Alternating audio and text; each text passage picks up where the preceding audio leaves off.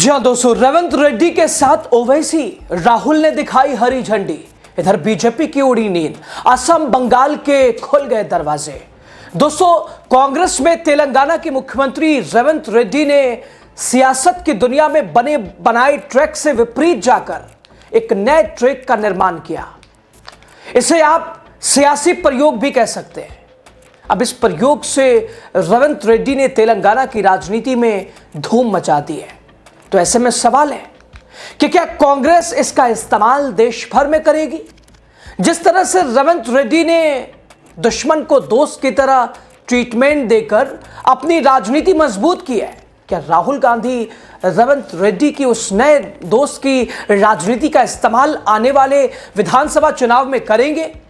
और अगर ऐसा होगा तो फिर नुकसान किससे होगा, बताएंगे आपको। नमस्कार, आपका स्वागत द राजनीति का आप खास सेगमेंट देख रहे हैं। मैं हूं आपके साथ यासूब रजा। दोस्तों, तेलंगाना के मुख्यमंत्री रेवंत रेड्डी की राजनीति में हिंदुत्व की राजनीति का एक झोंका है। हालांकि उनकी राजनीति बीजेपी को अलग अलग राज्यों में लीड करने वाले नेताओं के जैसी नहीं है।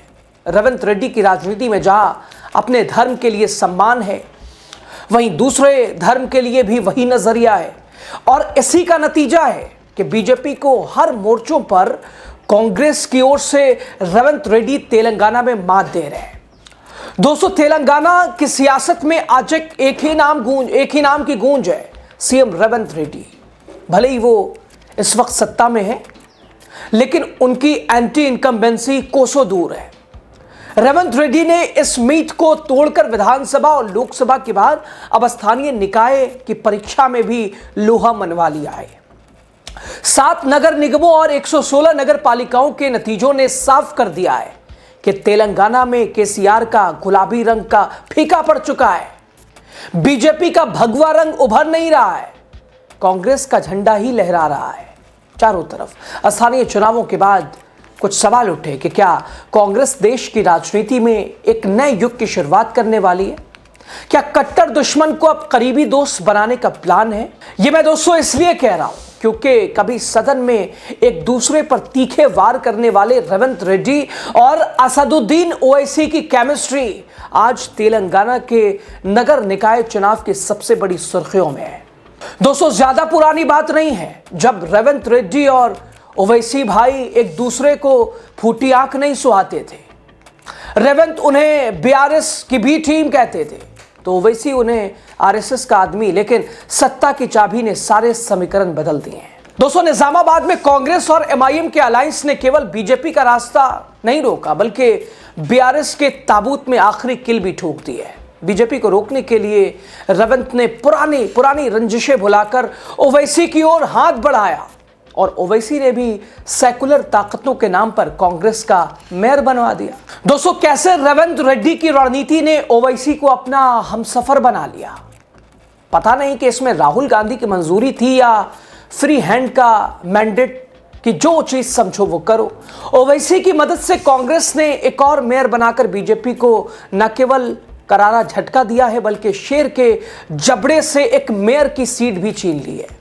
इस बार की कहानी सिर्फ जीत हार की नहीं, बल्कि सियासी समझौते और ऐतिहासिक उलटफेर की भी है।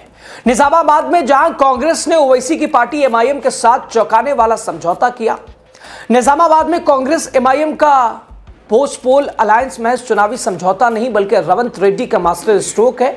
बीजेपी 28 पार्षदों के साथ सबसे बड़ी पार्टी थी, लेकिन रेवंत रेड्डी ने चेकमेट कर दिया। कांग्रेस के 17 और एमआईएम के 14 पार्षदों ने मिलकर बीजेपी को सत्ता से बाहर कर दिया।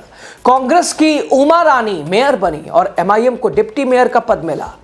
बीआरएस के एकमात्र पार्षद ने भी कांग्रेस उम्मीदवार के पक्ष में मतदान किया, जिससे गठबंधन की जीत और मजबूत हो गई।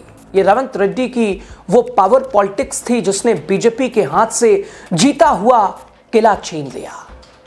हालांकि जहां ये केमिस्ट्री नहीं चली, वहां बीजेपी ने बाजी मार ली। करीमनगर में बीजेपी के कोला गानी श्रीनिवास ने कांग्रेस और बीआरएस दोनों को धूल चटा दी। यह रेवंत रेड्डी के लिए चेतावनी है कि ओवैसी के साथ उन्हें मुस्लिम वोट तो मिल सकता है, लेकिन हिंदू बहुल इलाकों में बीजेपी को बढ़ने से रोकना अब भी बड़ी चुनौती है।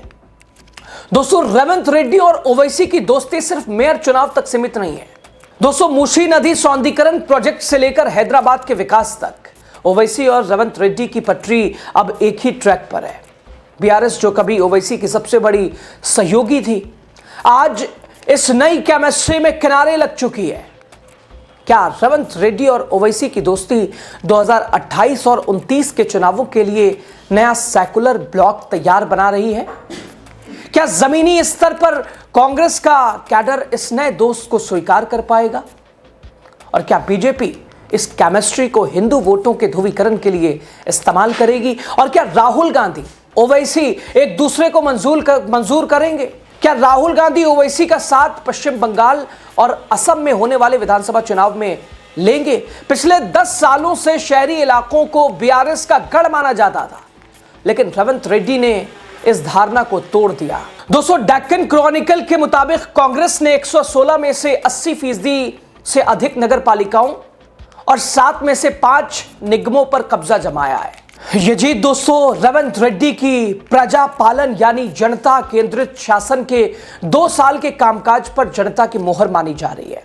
लेकिन दोस्तों, इससे आगे की बात यह है कि जिस तरह से रेवंत रेड्डी ने ओवैसी से दोस्ती की है, वो दोस्ती अगर अन्य राज्यों में कांग्रेस ओवैसी के साथ करती है तो इसका फायदा हो सकता है। और साथ ही इस संभावना से इनकार भी नहीं किया जा सकता है कि 2026 में होने वाले विधानसभा में कांग्रेस के साथ मिलकर एमआईएम चुनाव लड़ते दिखेगी। अगर ऐसी स्थिति बनेगी दोस्तों, तो बीजेपी को तेलंगाना की तरह सियासी नुकसान हो सकता है। कम से कम रेवंत रेड्डी ने ओवैसी से दोस्ती करके तेलंगाना में दिखा दिया कि कहीं ना कहीं राहुल की ओर से सहमति तो होगी, और यह सहमति महज तेलंगाना के लिए नहीं है, ये सहमति बंगाल के लिए भी होगी, ये सहमति असम के लिए भी होगी, चाहे उत्तर प्रदेश में हो। यानी असदुद्दीन ओवैसी भी अब बताने की कोशिश कर रहे कि महज अब बी टीम कहने से काम नहीं चलेगा, हमें भी अगर साथ लिया जाए तो हम भी चुनौती देंगे उस विचारधारा को जिसके आगे हम झुके नहीं। यानी कल तक जो बोलते थे, पीठ पीछे उधर आकर खड़े हो जाते थे, खुद नुकसान पहुंचवाते थे, लेकिन अब दोनों तरफ से ओवैसी की राजनीति भी ये बता रही है कि हमें साथ लीजिए, झटका जरूर मिलकर देंगे। यानी दोस्तों, एक तरह से रेवंत रेड्डी के साथ ओवैसी, ये संदेश और प्रदेशों के लिए भी, यानी मान लीजिए कि राहुल ने भी हरी झंडी दिखा दी ओवैसी को लेकर, और शायद इसीलिए बीजेपी को जहां फायदा होता था, बहुत सारे उदाहरण हैं ओवैसी के आने से, वोट कटता था, बंटता था फायदा बीजेपी को, और बीजेपी की नींद उड़ना लाजमी है।